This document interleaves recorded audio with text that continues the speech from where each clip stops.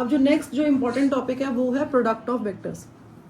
Product of vectors में क्या है कि हम जब दो वेक्टर्स को मल्टीप्लाई करते हैं तब क्या होता है, तो when two vectors are multiplied, तो या तो हमें एक स्केलर क्वांटिटी मिलेगी, हमने मल्टीप्लाई किया and we get a scalar quantity, ठीक है, और हमें एक स्केलर क्वांटिटी मिल गई, या हम उन दो वेक्टर्स को मल्टीप्लाई करते हैं तो हमें एक वेक्टर क्वांटिटी मिल जाए, मतलब दो वेक्टर्स को मल्टीप्लाई करने से एक स्केलर क्वांटिटी मिल रही है फर्स्ट केस में, सेकेंड केस में दो वेक्टर्स को मल्टीप्लाई करने से एक वेक्टर क्वांटिटी मिल रही है।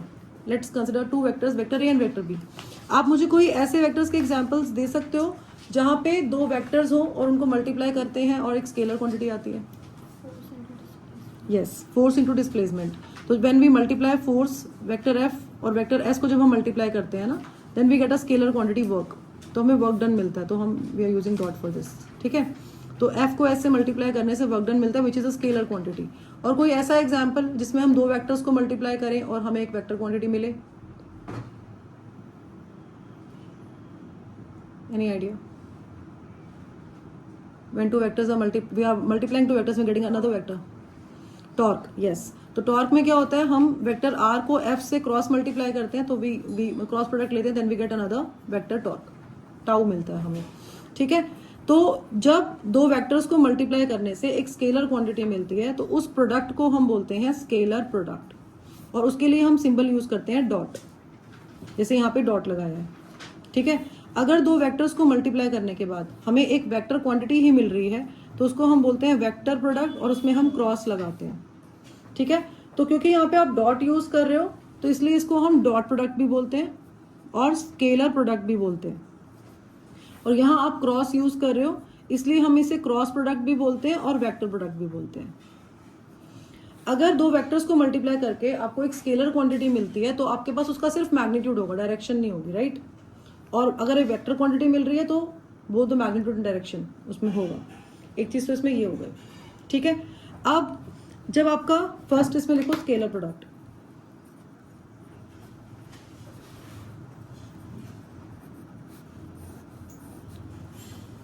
Suppose we have two vectors, vector A and vector B. Vector A है and we have another vector, vector B, ठीक है, and the angle between these two vectors is theta, let's say, ठीक है। तो आपका vector A dot vector B क्या होता है, magnitude of vector A into magnitude of vector B and cos theta. इन दोनों के बीच का एंगल हम कॉस ले रहे हैं, कॉस थीटा, इसका मैग्नीट्यूड और कॉस थीटा। मैग्नीट्यूड को जरूरी नहीं है हम ऐसे लिखें, we can simply write A B cos theta, ठीक है। क्या लिख सकते हैं हम, ए बी कॉस थीटा। अब ये बी कॉस थीटा क्या है, देखो अगर मेरे पास ये वेक्टर है वेक्टर बी और ये एंगल एक्स एक्सिस के साथ थीटा फॉर्म कर रहे हैं, तो इसको हम कंपोनेंट्स में रिजॉल्व कर सकते हैं ना, ये हमने डिस्कस किया था। तो जो उसका बेस है ये इसका परपेंडिकुलर है और ये बी है ना, ऐसे किया था ना हमने, ये बी वेक्टर है, तो ये क्या होगा आपका बी कॉस थीटा, और ये क्या होगा आपका B sine theta.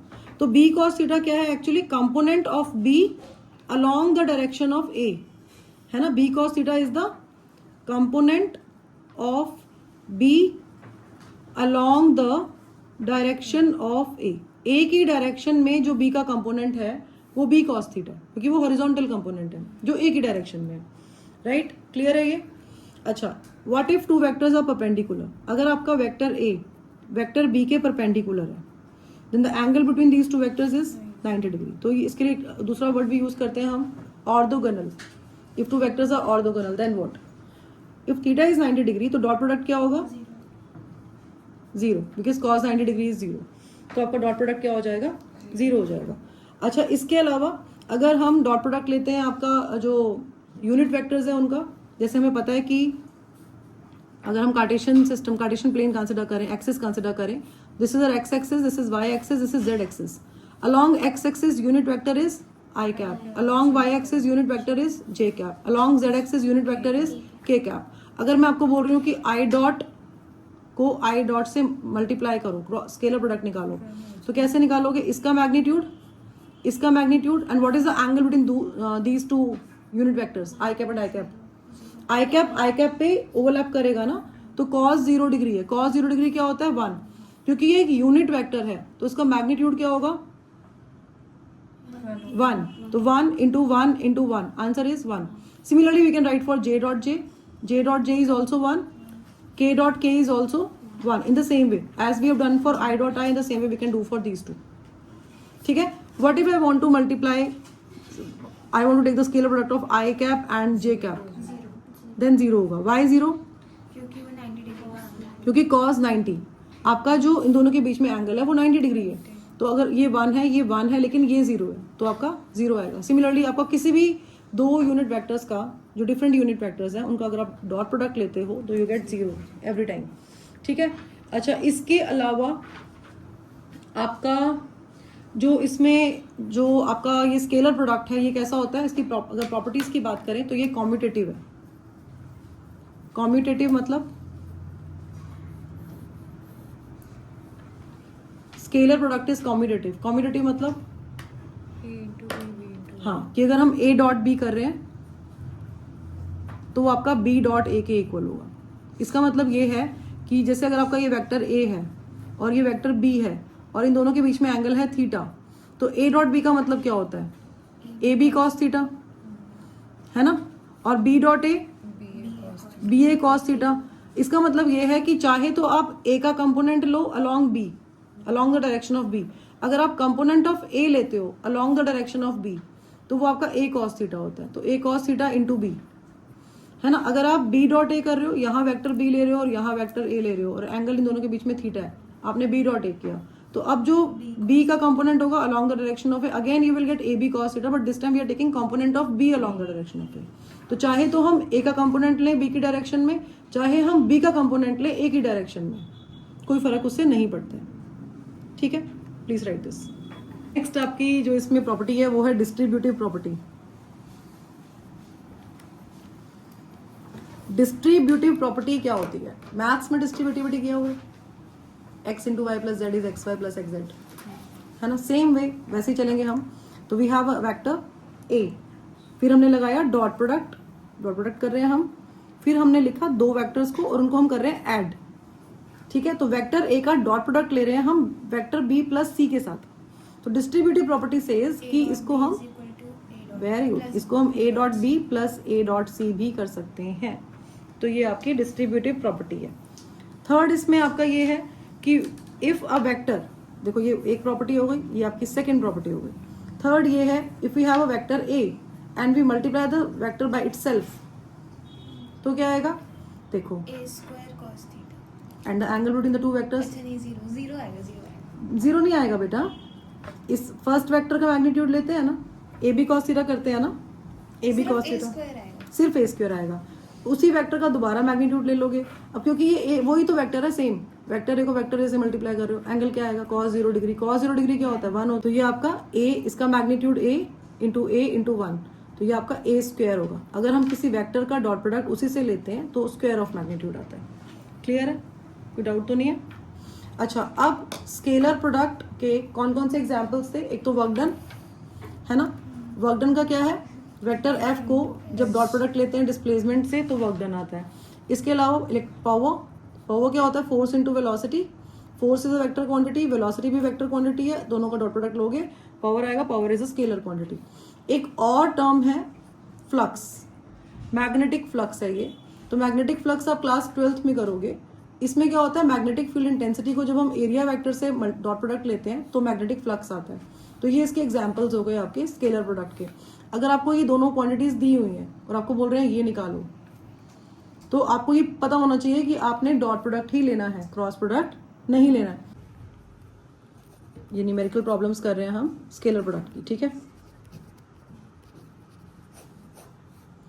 A constant force is given, it is 2i cap plus 3j cap plus 4k cap Newton. It produces a displacement of, displacement is given 2i cap plus 3j cap plus 4k cap meter. Units आपको देख रहे हो, unit भी दी हुई है इसमें. तो इतना फोर्स लगाने से इतनी डिस्प्लेसमेंट हो रही है. Then what is the work done. अब इसमें कुछ आपको मेंशन किया हुआ है कि आपको स्केलर प्रोडक्ट लेना है या वेक्टर प्रोडक्ट लेना है, तो आपने खुद देखना है. हमें रिलेशंस पता होने चाहिए. तो वर्क डन क्या होता है, vector F dot vector S, है ना. तो पहले हम वेक्टर एफ लिखेंगे, it is 2i cap plus 14 हाँ जी कितना आ रहा है 14 नहीं 14 नहीं आएगा, एक बार चेक करो।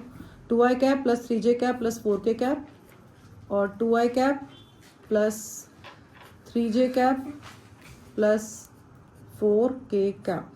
ठीक है, अब हमें पता है कि जब हम i डॉट आई करते हैं या हम j डॉट j करते हैं या k डॉट k करते हैं तो 1 आता है ना। सेम यूनिट वेक्टर्स को मल्टीप्लाई करके 1 आता है और हाँ ठीक है, डिफरेंट यूनिट वेक्टर्स को मल्टीप्लाई करते हैं तो 0 आता है। ये अभी हमने डिस्कस किया था। तो अगर आप i डॉट j या i डॉट k करोगे तो 0 ही आना है, तो नो नीड टू राइट। इसका तरीका क्या है कि i कैप वाले को i कैप से मल्टीप्लाई करो, तो 2 इंटू 2 4। अब i cap dot i cap तो आपका 1 ही हो जाएगा, है ना। अब i cap dot j cap और i cap dot k cap वैसे भी 0 होना है, तो no need to write. Plus j cap वाले को j कैप वाले से मल्टीप्लाई करो कि बाकी तो 0 ही होने हैं। 9 प्लस 16, तो ये आपका जूल में आंसर आ गया। ये Newton metre you can joule लिखते हैं वर्क के लिए, और टॉर्क के लिए भी राइट न्यूटन मीटर, है ना, डिफरेंशिएट करने के लिए यूनिट्स को। तो you will get 29 joule as the answer. Easy question. कुछ था इसके अंदर, मुश्किल था? नहीं था। Next question, question number 2। So if vector A is equal to 4i cap plus 6j cap minus 3k cap and vector b is equal to minus 2i cap minus 5j cap plus 7k cap. Question is find the angle between vector a and vector b. आपको vector a दिया हुआ है 4i cap plus 6j cap minus 3k cap, और vector b दिया हुआ है minus 2i cap minus 5j cap plus 7k cap. We have to find the angle between these two vectors. Angle कैसे find करेंगे? AB upon magnitude of A into magnitude of B. magnitude of let's say हाँ, we can take the scalar product. आपको आता है हंसिका? तो ये ए B cos theta हो गया, है ना। तो कॉस थीटा क्या आएगा यहाँ से? a vector a dot vector vector A dot vector B divided by magnitude of A into magnitude of B. Now you can solve this, साथ साथ करते जाओ फिर वेरीफाई कर लेना। तो वेक्टर ए डॉट बी निकालेंगे पहले हम।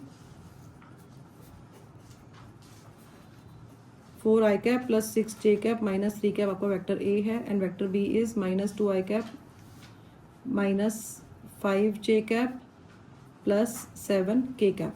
तो ये आपका आ गया 4 into minus 2 plus 6 into minus 5 plus minus 3 into 7। ठीक है, सो माइनस 8 माइनस 30 माइनस 21 कितनी आ रही है वैल्यू? 1 और 8 9 5 59 आ रही है। ए डॉट बी कितना आ रहा है? minus वेक्टर ए निकालोगे। वेक्टर ए के लिए कैसे करते हैं? इसका स्क्वायर, सारे का स्क्वायर है ना, plus 6 square plus minus 3 square. आपको आता है ये? मैम आता है थोड़ा बहुत। हाँ, ये आपको समझ आ गया कैसे किया है? क्लियर है ये? इसमें कोई डाउट तो नहीं? अगर है तो पूछ लो, कोई बात नहीं। अच्छा, ये पता है आपको कैसे निकालते हैं मैग्नीट्यूड? है ना, इन नंबर्स का स्क्वायर लेके ऐड कर देते हैं, a square है ना। ये आपका 4 square plus 6 square minus 3 square vector A के लिए निकाल रहे हैं हम। 16 36 प्लस 9 अंडर द रूट। ठीक है, इसकी वैल्यू क्या आ रही है बताओ मुझे? 6 एंड 6 12 हो गया, 12 और 9 कितने होते हैं? 31। 3 एंड 3 5 14, 14 और 4 18, 18 ऊपर लगे 1 78 है। ठीक है, now we can put these values here in cos theta. और ये माइनस 59 आ रहा है डॉट प्रोडक्ट 42 आना था, माइनस 42 30 माइनस 8 माइनस 30 और माइनस 21 होगा ना बेटा। 8 और 1 9, 3 और 2 5। एक बार चेक करो अपना, माइनस 8 नहीं आएगा। 4 इंटू माइनस 2 करोगे, 4 इंटू माइनस 2 है ना ये।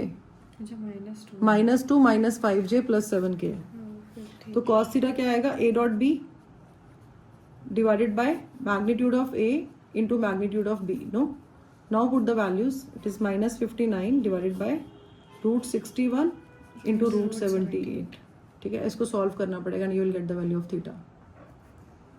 theta is cos inverse minus 50. हाँ हाँ हाँ, मल्टीप्लाई करके सिंप्लीफाई करके बताओ क्या आ रहा है. ठीक है. Question number 3. So if the magnitudes of two vectors, we have two vectors, okay? So let's take two vectors, vector A and vector B, है ना. अब हमें क्या दिया हुआ है इसमें कि इन दोनों वेक्टर्स का जो मैग्नीट्यूड है, मतलब A की वैल्यू 2 दी हुई है और B की वैल्यू 3 दी हुई है. मैग्नीट्यूड गिवन है 2 और 3 and magnitude of their scalar product is also given. अब इनके स्केलर प्रोडक्ट का मैग्नीट्यूड देखो. जो स्केलर प्रोडक्ट होता है वो स्केलर प्रोडक्ट होता है, मतलब उसमें स्केलर क्वांटिटी मिलेगी, उसमें डायरेक्शन का कोई स्कोप है नहीं. तो अगर हमें बोल रहे हैं कि इनके स्केलर प्रोडक्ट का मैग्नीट्यूड, तो वो स्केलर प्रोडक्ट इटसेल्फ ही है. स्केलर प्रोडक्ट का मैग्नीट्यूड वो खुद ही है, क्योंकि वो स्केलर क्वांटिटी है, उसमें मैग्नीट्यूड है ही नहीं, उसमें डायरेक्शन है ही नहीं ना. तो A डॉट B की वैल्यू कितनी है? Magnitude of their scalar product is 3√2. Then find the angle between the vectors. Easy question, कुछ भी नहीं करना इसमें, है ना. तो आपका जो A डॉट B है वो क्या होता है? A B cos theta. So this implies cos theta is equal to vector A dot vector B upon A into B. अब A dot B is given, it is 3√2, A is 3, A is 2 and B is 3, है ना. तो 3 से 3 cancel हो गया, 1/√2 आ गया. cos theta 1/√2 कब होता है? 707. बेटा cos theta 1/√2 कब होता है? 0.707 की जरूरत ही नहीं थी. cos theta 1/√2 कब होता है? 45 डिग्री पे, है ना. तो cos 45 डिग्री, ठीक है. तो एंगल कितना आ गया आपका? Theta is 45 degree. तो angle between the two vectors is 45 degree. Question number 4. If modulus, मतलब इसका मतलब क्या है कि हम A और B को ऐड करके उसका मैग्नीट्यूड ले रहे हैं, है ना. Vector A plus vector B का मॉड लिया हुआ है, तो A और B को हम पहले ऐड कर रहे हैं, फिर उसका हम मैग्नीट्यूड ले रहे हैं. अगर ये इसके इक्वल है, A माइनस B के मैग्नीट्यूड के अगर इक्वल है, then find the angle between vector A and vector B.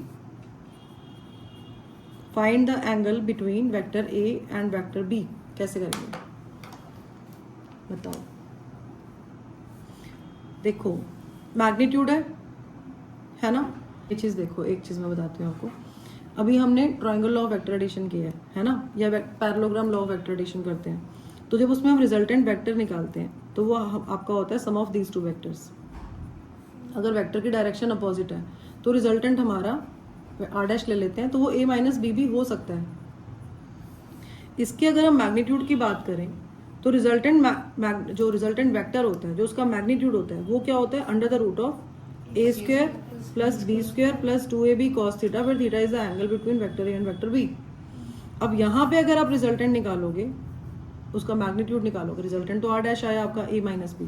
जब इसका मैग्नीट्यूड निकालोगे तो वो आपका आ जाएगा A square plus minus B का स्क्वायर, है ना. तो माइनस B का स्क्वायर तो फर्क ही नहीं पड़ता, B स्क्वायर लिख दो. तो यहाँ पे प्लस और फिर ये 2 into A into minus B है, तो ये आपका माइनस 2AB cos थीटा हो जाता है ना. माइनस 2AB cos थीटा होता है. ये जो टर्म है आपकी, ये माइनस 2AB cos थीटा हो जाती है. तो अब जो आपका रिजल्टेंट का मतलब क्या है कि A प्लस B जो भी आपका आया उसका आप मॉड्यूलस ले रहे हो. ऐसे अगर हम इसकी टर्म में बात करें, जो सिंबल की टर्म में, तो ये मैग्नीट्यूड इसको ये रिप्रेजेंट करता है ना, A प्लस B का मैग्नीट्यूड या R. दोनों के रिजल्टेंट इक्वेट करने हैं. हाँ, तो हमने दोनों के रिजल्टेंट को इक्वेट करना है बस. तो आपका जो A square plus B square plus 2AB cos theta किसके इक्वल है? A square plus B square minus 2AB cos theta के. ठीक है. तो आपका A स्क्वायर से A square cancel, B square से B स्क्वायर कैंसिल. अब इस माइनस 2AB cos थीटा को जब इसके पास लेके आओगे तो आपके पास क्या आ जाएगा? 4AB cos theta is equal to 0. This implies cos theta is equal to 0. cos theta 0 कब होता है? 90 डिग्री पे. तो theta is 90 degree. Question number 5. We have a vector A and इसकी वैल्यू है, वेक्टर A है हमारा 2i cap plus aj cap plus k cap, and we have another vector B, और ये है हमारा 4i cap minus 2j cap minus 2k cap. Question क्या है कि for what value of A, for what value of A vector A is perpendicular to vector B. मतलब A की क्या वैल्यू हो कि वेक्टर ए वेक्टर बी के perpendicular हो जाए। परपेंडिकुलर का मतलब ये है कि थीटा 90 डिग्री, थीटा 90 डिग्री का मतलब ये है कॉस थीटा 0, कॉस थीटा 0 का मतलब ये है कि डॉट प्रोडक्ट इज 0, है ना। तो हम डॉट प्रोडक्ट लेंगे, 0 के इक्वेट करेंगे, वहाँ से ए की वैल्यू निकालेंगे, सिंपल इजी। तो वेक्टर ए क्या है, 2i cap plus A J cap plus K cap dot product 4i cap minus 2j cap minus 2k cap is equal to 0। 2 को 4 से मल्टीप्लाई करोगे, 2 इंटू 4 प्लस ए को माइनस 2 से, के का आगे 1 है और यहाँ पे माइनस 2, कितना आ रहा है, ठीक है बिल्कुल ठीक। तो 8 minus 2a minus 2 is equal to 0, this implies minus 2a is equal to minus 6, a is equal to 3। तो a की वैल्यू 3 होगी तो वेक्टर a वेक्टर b के परपेंडिकुलर हो जाए। जल्दी जल्दी करो। वेक्टर और क्रॉस प्रोडक्ट में क्या होता है कि suppose we have two vectors, vector a and vector b, ठीक है, और angle between these two vectors is theta. So when we take the cross product then we get another vector, vector c, ठीक है। अगर हम दो vectors का cross product लेते हैं तो हमें एक थर्ड वेक्टर मिलता है, वेक्टर c। तो उस मल्टीप्लिकेशन को, उस प्रोडक्ट को बोलते हैं हम क्रॉस प्रोडक्ट। इसलिए बोलते हैं, क्रॉस लगाया है हमने, यहाँ पे सिंबल यूज कर रहे हैं, vector product because we are getting a vector quantity है, ठीक है। अब इसमें भी एक ट्विस्ट है, क्या है कि suppose if I draw like this, this is my vector A and this is my vector B and angle between these two vectors is theta. So अगर हम ए क्रॉस बी करेंगे तो you are going to you have to apply right hand thumb rule here. कौन सा rule apply करना है यहाँ पे, right hand thumb rule. Right hand thumb rule में क्या है कि अगर आप a टू b जा रहे हो तो you will get a vector which is perpendicular to both the vectors, vector a and b, vector c। तो this vector c is perpendicular to a and b both, इन दोनों के perpendicular होगा ये, ठीक है। कैसे, जैसे अगर आपका ये वेक्टर a है और ये वेक्टर b है, तो अगर ये दोनों इंक्लाइंड है ऐसे और angle between these two vectors is theta, तो if you are going from vector a to vector b तो you are going like this. तो अब use right hand thumb rule. Right hand thumb rule आपने use किया हुआ 10th class में भी। तो आपका जो थंब का जो डायरेक्शन है ना, ये अपवर्ड है। थंब आपका डायरेक्शन कैसे है, अपवर्ड है। तो a क्रॉस b जाओगे तो थंब का डायरेक्शन क्या होगा, अपवर्ड होगा। तो आपका जो वेक्टर c आएगा वो परपेंडिकुलर होगा इन दोनों वेक्टर्स के ऐसे। तो vector c is perpendicular to a and b both. तो ये एक अलग प्लेन में है। अगर ये आपका x एक्सिस, ये y एक्सिस, xy प्लेन में है अगर, तो अगर ये आपका xy प्लेन में है तो आपका जो वेक्टर c है वो z एक्सिस में आएगा। और अगर आपका ये yz प्लेन में है तो ये आपका x एक्सिस में आएगा। अगर ये xz प्लेन में है, जोर से, अगर ये xz प्लेन में है तो ये y एक्सिस पे आएगा, ठीक है। आ रहा है समझ, ये ध्यान रहेगा हमें। मतलब अगर ये i क्रॉस j है, अगर ये i कैप और j कैप है ना, तो ये k कैप होगा, ऐसे करना है, ठीक है। अच्छा, अब ये तो हो गया जब हम a क्रॉस b कर रहे थे, right hand thumb rule apply किया तो ये वाला वेक्टर आ गया। लेकिन अगर हम b क्रॉस a करेंगे, अब right hand thumb rule apply करोगे तो ऐसे जा रहे हो b टू a, तो आपका जो थंब का जो डायरेक्शन है वो डाउनवर्ड आएगा। तो डाउनवर्ड का मतलब वेक्टर आपका ऐसे आएगा, मतलब नीचे की तरफ, नीचे की तरफ। मतलब ये अब ऐसे हो जाएगा कि वेक्टर a और b ऊपर होंगे, वो नीचे की तरफ आएगा। मतलब ये ऐसे है कि जैसे अगर आप ऐसे ड्रॉ कर लो, या कि ये परपेंडिकुलर दिखने में नहीं लग रहा होगा क्योंकि ये वैसे z एक्सिस में है, तो इसको आप ऐसे भी अंडरस्टैंड कर सकते हो। जैसे ये वेक्टर c है, अगर इसको हटा दो यहाँ से, जैसे ये वेक्टर c है तो ये इसके भी परपेंडिकुलर है, इसके भी परपेंडिकुलर है। पहले ऊपर की तरफ आया था, तो अब ये कहाँ आएगा, अगर आप b क्रॉस a लेते हो तो नीचे की तरफ आएगा। तो अगर आप a क्रॉस b कर रहे हो तो वेक्टर c आ रहा है, लेकिन अगर आप b क्रॉस a कर रहे हो तो वेक्टर d आ रहा है। मतलब ये डिफरेंट वेक्टर आ रहा है। अब इन दोनों वेक्टर्स में भी एक अलग खास बात है, क्या है कि इन दोनों वेक्टर्स का मैग्नीट्यूड तो सेम है लेकिन डायरेक्शन अपोजिट है।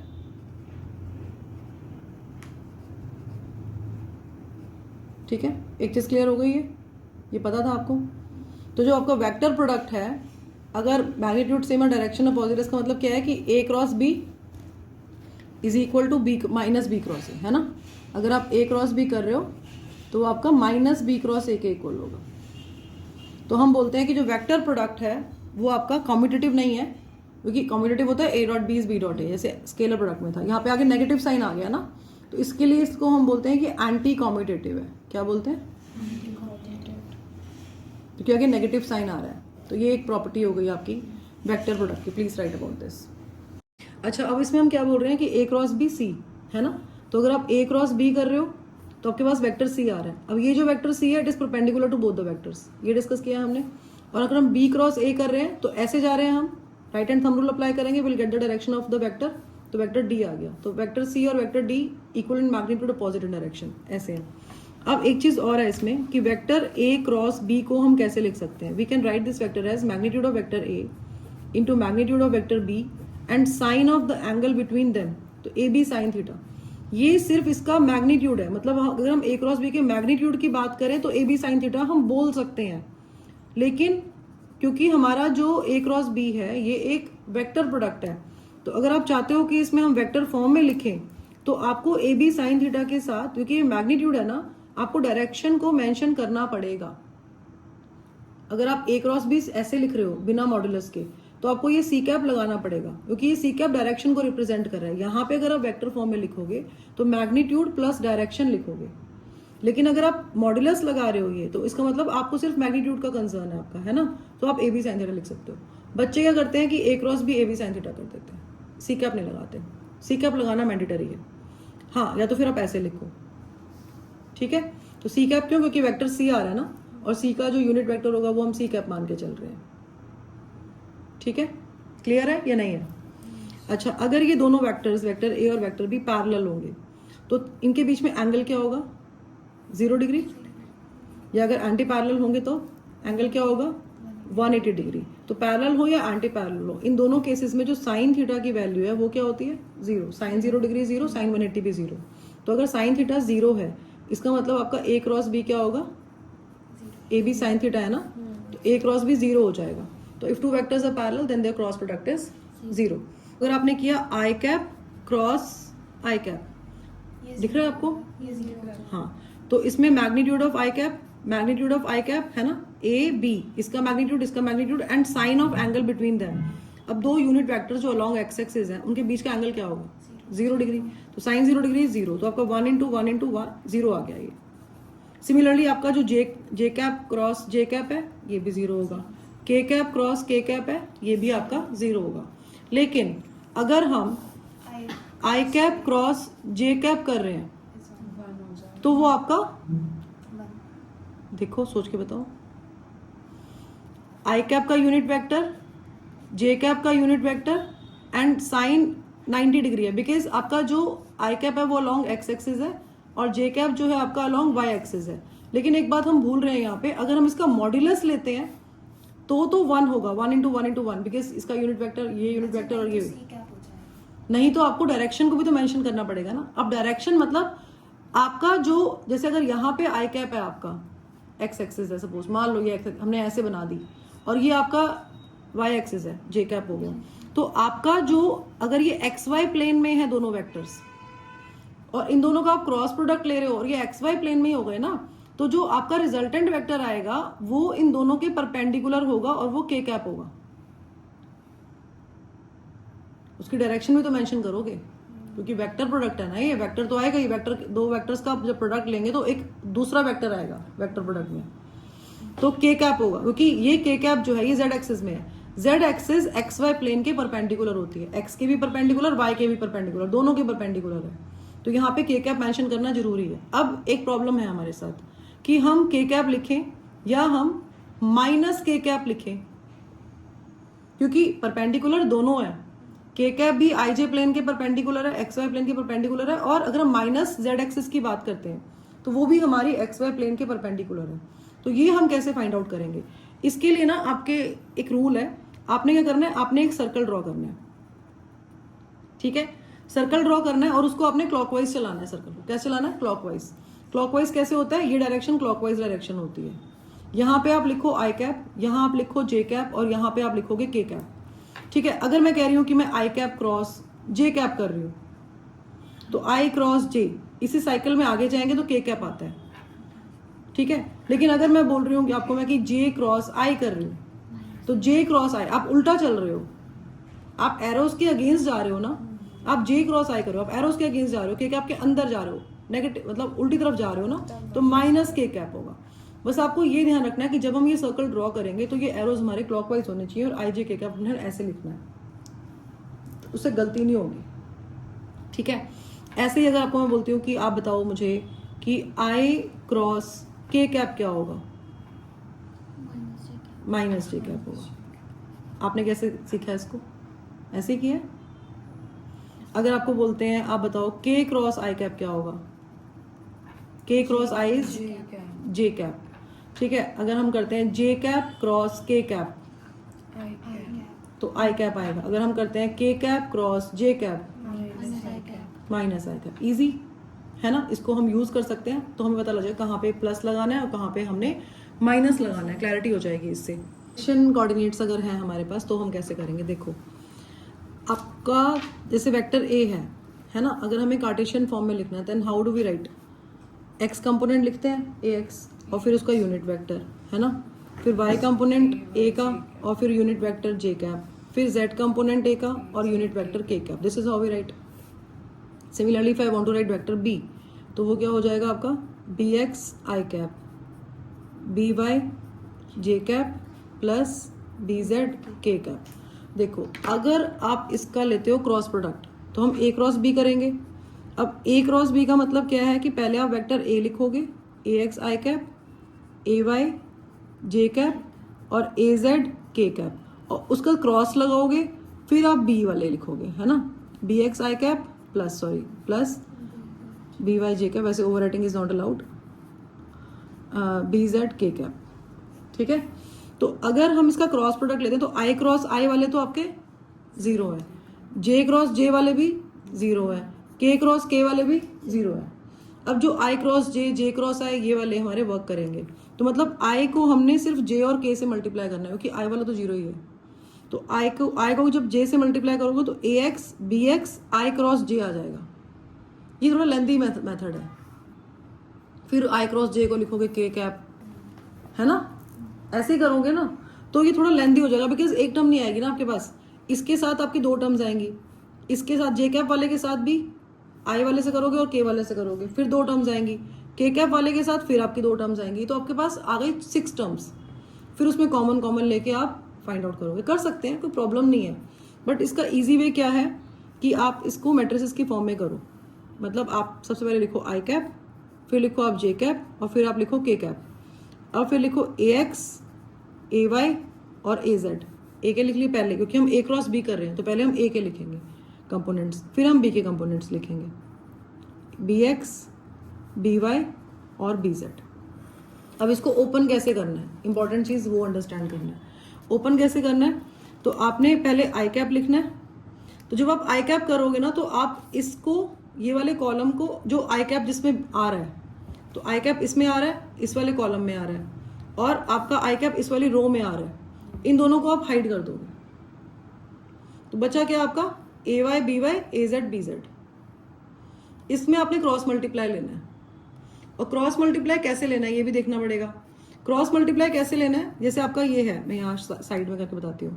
आपके पास आया ए वाई बी वाई ए जेड और बी जेड, तो आपने ऐसे चलना है, ऐसे देखो। अब आपने क्या करना है कि जो आपका ऊपर से नीचे है उसका साइन तो लेना है पॉजिटिव और जो नीचे से ऊपर जा रहा है उसका साइन लेना नेगेटिव, ठीक है। जैसे ए वाई बी जेड करना है ना तो ब्रैकेट लगाओगे ए वाई बी जेड माइनस, इसको माइनस, ये नीचे से ऊपर जा रहा है, एरो को फॉरवर्ड डायरेक्शन में लगाना है और नीचे से ऊपर जा रहा है तो ए जेड बी वाई, पहले ए का लिख लो फिर बी का लिख लो, अच्छा लगता है थोड़ा सा, ठीक है। एक चीज का और ध्यान रखना है कि ये आपने प्लस आई कैप लिया है तो इसको आपने पॉजिटिव रखना है, इसको नेगेटिव और ये आपका प्लस होगा, ठीक है। तो माइनस जे कैप आएगा, माइनस जे कैप। अब आपने जे कैप वाले को हाइड करना है, जैसे ये है आपका, या हमने ये हाइड कर दिया इसको ऐसे। अब क्या बचा ए एक्स बी एक्स ए जेड बी जेड। अब आपने एरोज लगाने हैं है ना, इसको ऐसे लिखना है आपने ए एक्स बी एक्स ए जेड बी जेड, एरोज ऐसे लगाएंगे है ना, ऊपर से नीचे पॉजिटिव, है ना, और नीचे से ऊपर नेगेटिव। और जो आपका जे कैप है वो हमने आगे नेगेटिव लिया है, ये ध्यान रखना है कि जो बीच वाला है ना, ये आई कैप पॉजिटिव है, जे कैप नेगेटिव है और के कैप पॉजिटिव है, मतलब आगे हमने यहाँ पे नेगेटिव साइन रखा है, इसको बाद में अंदर ले जाके हम चेंज कर देंगे। हमेशा नेगेटिव होता है। हाँ जी, ये आप जब मैट्रिसेस एंड डिटर्मिनेंट्स करोगे तो क्लैरिटी हो जाएगी। अब प्लस के कैप वाले में हम के कैप वाले को हाइड करेंगे ऐसे, है ना। अब क्या है हमारे पास, A x B x A Y B y, arrows forward direction में लगाएंगे, ऊपर से नीचे पॉजिटिव और जो नीचे से ऊपर है वो नेगेटिव। ठीक है, अब क्या करोगे इसके बाद, i cap A Y B z minus A z B y. अब इसको साइन को अंदर ले जाओ, प्लस जे कैप कर दो, जो आपका नेगेटिव वाला है वो पॉजिटिव हो जाएगा, इसको हम आगे लिख सकते हैं ए जेड बी एक्स, और ये पॉजिटिव है ये नेगेटिव हो जाएगा, इसको बाद में लिख लेते हैं। ठीक है, plus K cap A x B Y minus A Y B X, तो ये आपका आ गया ए क्रॉस बी। ठीक है, तो क्रॉस प्रोडक्ट को हम ऐसे निकालते हैं। अब एक तो तरीका ये हो गया सर लर्न करने का, ये तो मतलब समझ लिया हमने, है ना। अब इसको लर्न भी कर सकते हो, इस एक्सप्रेशन को लर्न कैसे करेंगे, लर्न करना थोड़ा सा लग रहा है कि कैसे करेंगे, इतना बड़ा, कहीं पे एक्स है, कहीं पे जेड है, कहीं पे वाई है, समझ नहीं आ रहा है ना।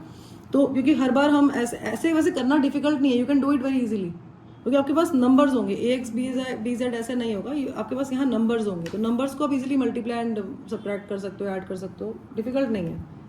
बट अगर आपको डायरेक्टली ये फॉर्मूला को लर्न भी करना है अगर, तो कैसे लर्न करोगे, यहाँ देखो हम क्या लिखते हैं, एक्स वाई जेड, जो फर्स्ट वाला लेंगे ना हम, ये वाला, वहां पे हम उनके यूनिट वेक्टर्स को लर्न करेंगे कि यहाँ पे हमने यूनिट वेक्टर लगाना है।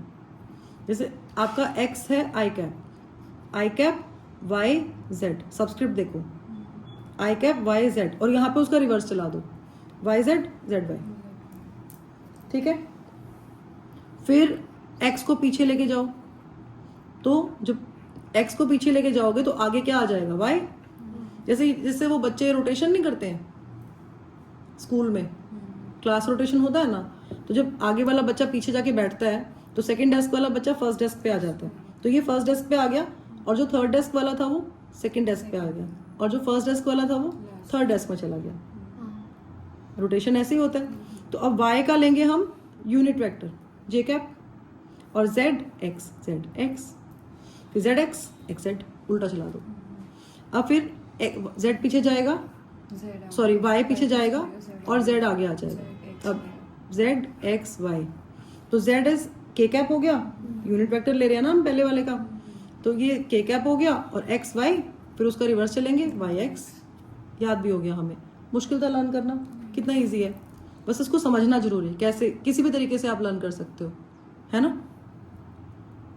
तो आपका ये वेक्टर प्रोडक्ट है, तो इसमें हमने क्या किया है कि अगर हम दो वेक्टर्स को मल्टीप्लाई करते हैं तो हमें एक वेक्टर ही मिलता है ना। इसके एग्जांपल्स क्या हैं कि जैसे आपने वेक्टर आर को वेक्टर एफ से मल्टीप्लाई किया, क्रॉस प्रोडक्ट लिया तो टॉर्क मिलता है। ऐसे ही आपने वेक्टर आर को वेक्टर पी लीनियर मोमेंटम से जब क्रॉस प्रोडक्ट लेते हो तो यू गेट एंगुलर मोमेंटम। ठीक है, अब इस पे बेस्ड भी क्वेश्चन आ जाते हैं। अगर आपको वेक्टर आर दिया हुआ है और वेक्टर एफ दिया हुआ है, आपको ये बताएंगे नहीं कि आपको डॉट प्रोडक्ट निकालना है क्रॉस प्रोडक्ट, आपको बोलेंगे टॉर्क निकालो। टॉर्क आप कैसे निकालोगे, you have to take the cross product. ठीक है, वो हमने खुद देखना होता है कि इसमें क्रॉस है या डॉट है। वेक्टर प्रोडक्ट के न्यूमेरिकल प्रॉब्लम्स कर रहे हैं हम। So find the magnitude of torque. Magnitude of torque मतलब ये फाइंड करना है आपने। ठीक है, find the magnitude of torque of a force. आपको फोर्स गिवन है, फोर्स है आपका -3i cap plus J cap plus 5k cap Newton acting at a point. आपको जो पोजीशन वेक्टर दिया हुआ है वो है आपका 7i cap plus 3j cap plus k cap metre. ठीक है, आपको फाइंड करना है टॉर्क का मैग्नीट्यूड। तो मैग्नीट्यूड आप कैसे फाइंड करोगे, हमें पता है कि जो टॉर्क है हमारा वो r क्रॉस f होता है। ठीक है, तो देखो इसका मतलब एक चीज तो हमें ये समझ आ रही है कि अगर यहाँ पे वेक्टर r है और यहाँ पे अगर हम वेक्टर f ले रहे हैं तो r क्रॉस f कर रहे हैं अगर, तो टॉर्क आएगा इन दोनों के परपेंडिकुलर। तो torque is perpendicular to both r and f। एक तो ये चीज़ क्लियर हो गई हमें यहाँ से, है ना। अब क्योंकि हमने सिर्फ मैग्नीट्यूड लेना है, तो मैग्नीट्यूड कैसे लेंगे हम, तो पहले आप लिखोगे ऐसे ही डिटर्मिनेंट वाला फॉर्म, आई कैप, जे कैप, के कैप। अब क्योंकि आर क्रॉस एफ कर रहे हो ना, तो पहले किसको लिखोगे, आर के कोऑर्डिनेट्स लिखोगे या एफ के कंपोनेंट्स जो है इसमें, बेटा आर क्रॉस एफ है, इसका बहुत ध्यान रखना है हमने, क्योंकि आपका जो क्रॉस प्रोडक्ट है वो एंटी कॉम्यूटेटिव है। आप एफ क्रॉस आर करोगे आपका आंसर गलत आ जाएगा। तो पहले क्या है यहाँ पे, पहले आर है, तो हम आर को लिखेंगे 7, 3 और 1, है ना। तो 7 आई कैप है और 3 जे कैप है और 1 के कैप है, और फिर उसके बाद हम एफ को लिखेंगे, एफ क्या है -3, 1 और 5, ठीक है। अब इसको आई कैप, अब ब्रैकेट में इसको हाइड करो, इन दोनों को हाइड करो ऐसे। अब जो आप ऐसे मल्टीप्लाई करते हो 15 आएगा, अब जब नीचे से ऊपर मल्टीप्लाई करते हो तो -1, यही सिखाया था। फिर माइनस जे कैप करते हैं, है ना। अब जे कैप वाले को हाइड करेंगे हम, तो आपका जब ऐसे मल्टीप्लाई करोगे तो 7 5 35 आ रहा है, लेकिन जब आप नीचे से मल्टीप्लाई करोगे तो माइनस ये है ना, माइनस और फिर माइनस एक और आएगा, +3 हो जाएगा। फिर आप प्लस के कैप करोगे 7 तो 7 -9 और माइनस, और ये एक माइनस और भी तो है इसमें, प्लस हो जाएगा 9, है ना। 7 + 9 हो जाएगा। अब इसको सॉल्व करो, 15 - 1 14 आई कैप, ये आपका आ गया -38 जे कैप और बताओ 16 के कैप। तो ये आपका टॉर्क आ गया। ये टॉर्क आपका वेक्टर फॉर्म में आया है, आपको इसका मैग्नीट्यूड फाइंड करना है। ये टॉर्क आपका किस फॉर्म में आया है, वेक्टर फॉर्म में आया है ना। तो आपको इसका क्या फाइंड करना है, मैग्नीट्यूड। मैग्नीट्यूड कैसे फाइंड करोगे, सबके स्क्वायर हाँ, तो अगर आपको इसका मैग्नीट्यूड फाइंड करना है तो इसको आप 14 का स्क्वायर प्लस -38 का स्क्वायर और प्लस 16 का स्क्वायर करके इसको सॉल्व कर दोगे, you will get the magnitude of torque. करो इसको, बताओ आंसर क्या आ रहा है। 1444, 196 और 256 को ऐड करके बताओ क्या आ रहा है। 596, नहीं सॉरी गलत है दिया, 1896 आ रहा है, एक बार चेक कर लो दोबारा। 1896, अब इसका स्क्वायर रूट लो। 1896 का स्क्वायर रूट ना 43.54 यूनिट क्या लिखेंगे, न्यूटन मीटर। नेक्स्ट क्वेश्चन है, क्वेश्चन नंबर 2। आपके पास ना 3 वेक्टर्स हैं, vector A, vector B and vector C, और ये सेटिस्फाई करते हैं रिलेशन को, मतलब जो डॉट प्रोडक्ट है वेक्टर ए और बी का वो 0 है, और ए का सी के साथ भी डॉट प्रोडक्ट 0 आ रहा है, ठीक है। क्वेश्चन क्या है कि to which vector A is parallel, किस वेक्टर के साथ आपका जो वेक्टर ए है वो पैरेलल है। वेक्टर ए किसके पैरेलल है, ये क्वेश्चन है, ठीक है। To which vector A is parallel. अब देखो इसको ध्यान से, अगर आपका, I think I should draw a line here so that you can थोड़ी क्लैरिटी हो जाएगी कि व्हाट वी आर राइटिंग।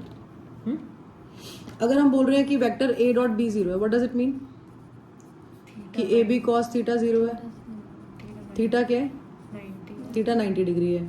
इसका मतलब वेक्टर ए और वेक्टर बी क्या है, परपेंडिकुलर, है ना। अगर हम बोल रहे हैं कि vector A dot vector C 0 है, इसका भी मतलब यही होगा सिमिलरली कि वेक्टर ए और वेक्टर सी परपेंडिकुलर है।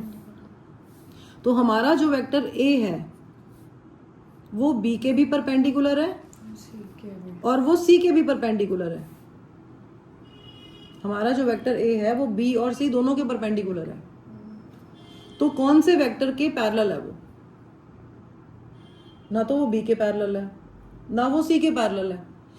कौन सा वेक्टर होता है, देखो अगर हम वेक्टर बी और वेक्टर सी बनाते हैं तो बी क्रॉस सी अगर आप करते हो तो वेक्टर बी क्रॉस सी कहाँ आएगा, यहाँ आएगा।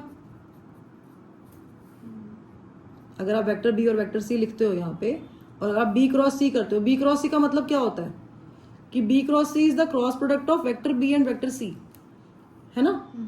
और जो वेक्टर प्रोडक्ट होता है वो गिवन वेक्टर्स के परपेंडिकुलर होता है कि नहीं, ऐसे ही करते हैं ना हम।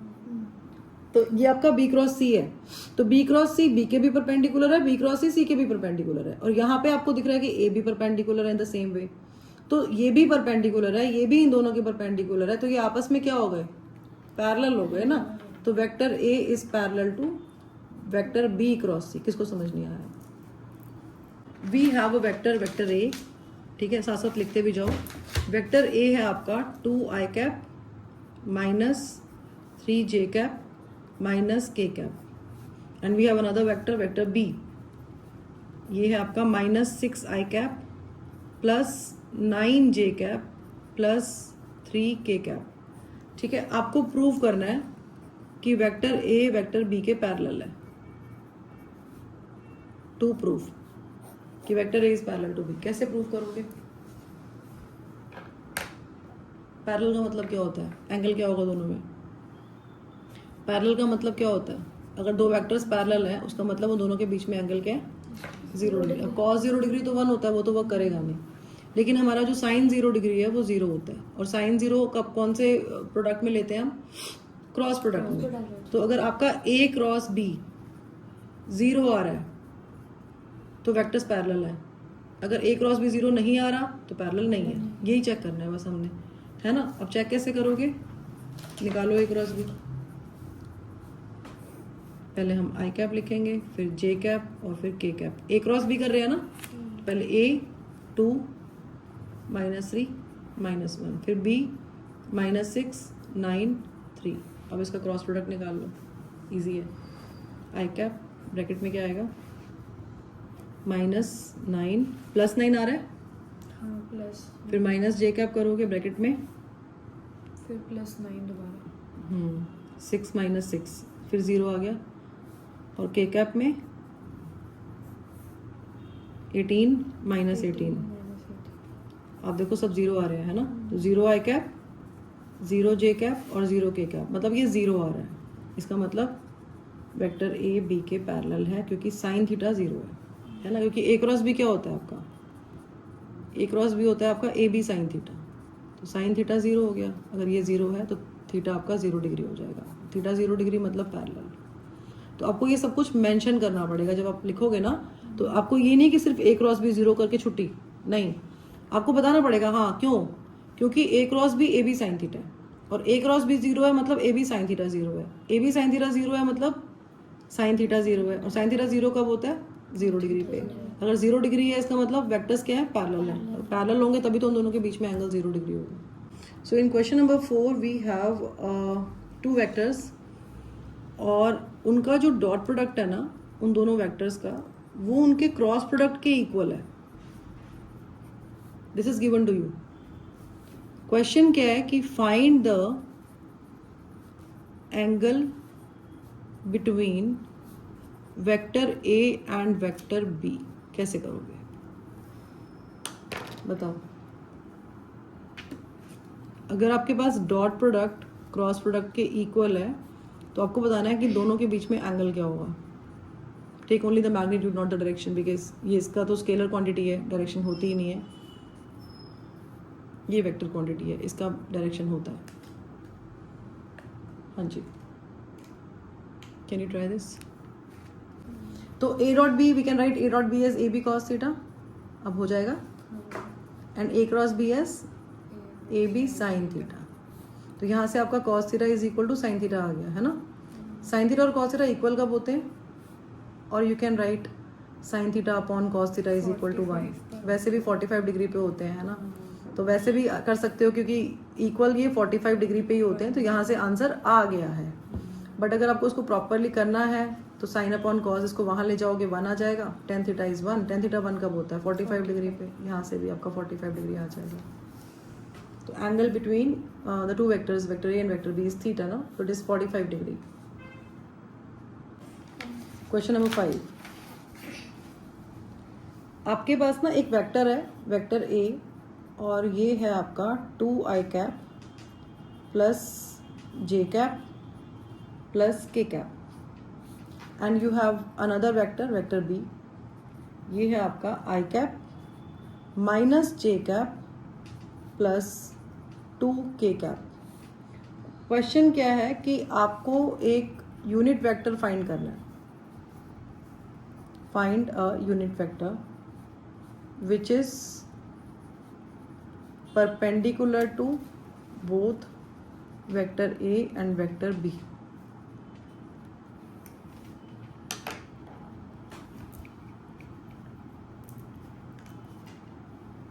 ठीक है. पहली बात तो ये, यहाँ पे कहीं पे भी कुछ भी मेंशन नहीं किया हुआ कि आपको क्रॉस प्रोडक्ट लेना है या डॉट प्रोडक्ट लेना है. आपको क्वेश्चन से ही अंडरस्टैंड करना है कि हमें कौन सा प्रोडक्ट लेना है. तो find a unit vector which is perpendicular to both A and B, जो इन दोनों के परपेंडिकुलर हो. तो ऐसा वेक्टर जो दो वेक्टर्स के परपेंडिकुलर हो वो उसके क्रॉस प्रोडक्ट से ही मिल सकता है ना.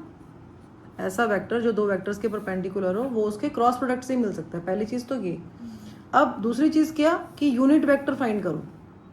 तो अगर हम ये बोल रहे हैं कि जो वेक्टर परपेंडिकुलर है ए और बी के वो वेक्टर सी है, तो vector C vector A cross B है ना.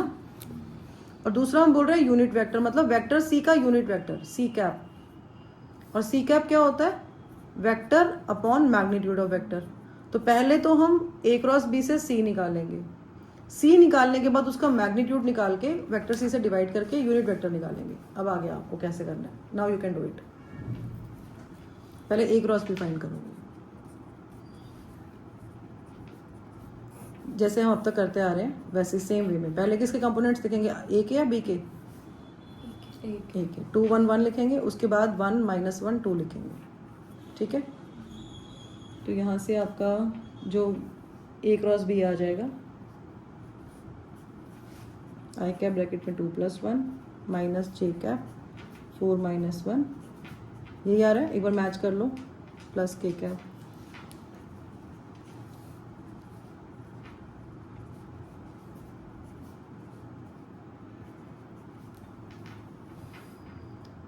ये वेक्टर सी आ गया आपका. This is your vector C. Now find magnitude of C. एक बार वेरीफाई करना रिजल्ट आपका सेम आ रहा है या नहीं आ रहा है.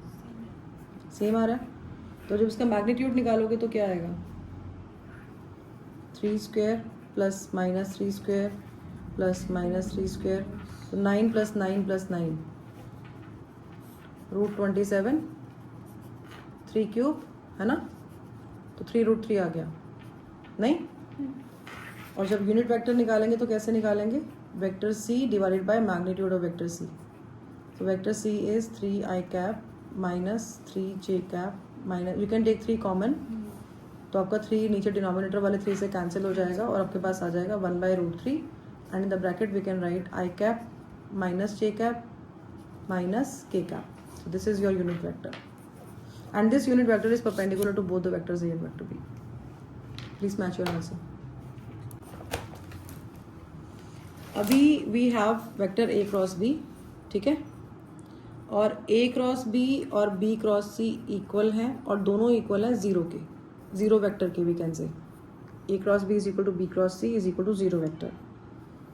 ठीक है. And we are saying that all these vectors are not null vectors. Usually क्या होता है, when a null vector is multiplied by a vector then we get a null vector. Zero को किसी भी वेक्टर से मल्टीप्लाई करोगे zero आएगा. तो हम ये बोल रहे हैं कि इनमें से A, B, C ये नल वेक्टर्स नहीं हैं. ये तीनों नल वेक्टर्स नहीं हैं. ठीक है. तो आपको फाइंड करना है the value of C cross A. C cross A की वैल्यू क्या होगी ये फाइंड करना है. कैसे करोगे? देखो पहली चीज़ क्या है कि हमारे पास A क्रॉस B 0 है ना. अगर A क्रॉस B 0 है इसका मतलब A is parallel to B है, तभी 0 है ना. सेकेंड आपके पास है कि B क्रॉस C 0 है, इसका मतलब है कि B is parallel to C है. आपने पैरेललोग्राम पैरेलल लाइंस की प्रॉपर्टीज की हुई हैं. L is parallel to M, M is parallel to N है ना, किया हुआ है. अगर L M के पैरेलल है, M N के पैरेलल है, इसका मतलब L M N तीनों पैरेलल है. और we can say L is parallel to N, कुछ भी बोल सकते हैं है ना. तो A B के पैरेलल है और B C के पैरेलल है. तो यहाँ से क्या आया कि A C के पैरेलल है. और अगर A C के पैरेलल है तो A और C का क्रॉस प्रोडक्ट क्या होगा? 0 होगा. तो चाहे आप A क्रॉस C लिखो, चाहे आप, और you can right C cross A है ना. तो C क्रॉस A की वैल्यू क्या आ जाएगी? सेम जीरो वेक्टर ही आएगा है ना. मुश्किल था. Next question, question number 7. You have two vectors, vector A and vector B. आपको ना मैग्नीट्यूड दिया हुआ है इसका, जैसे आपको A का मैग्नीट्यूड दिया हुआ है 100 न्यूटन और B का मैग्नीट्यूड दिया हुआ है 50 न्यूटन, और इन दोनों वेक्टर्स के बीच का जो एंगल है ना वो आपको दिया हुआ है 30 डिग्री. ठीक है. क्वेश्चन है आपका, calculate the dot and cross product of two vectors.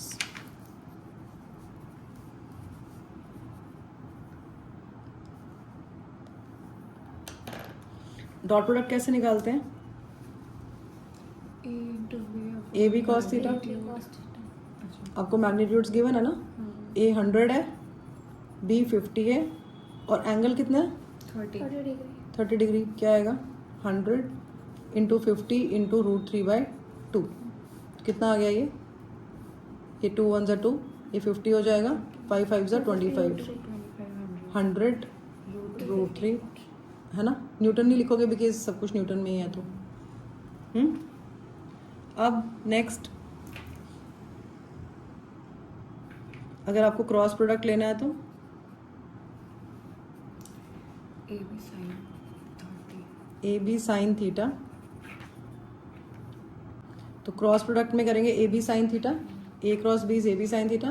A is 100, B is 50 into sin 30 degree. Sin 30 degree is 1/2. So 100 into 50 into 1/2. 2 1 2, 50 आ गया. ये आपका आ जाएगा 2500.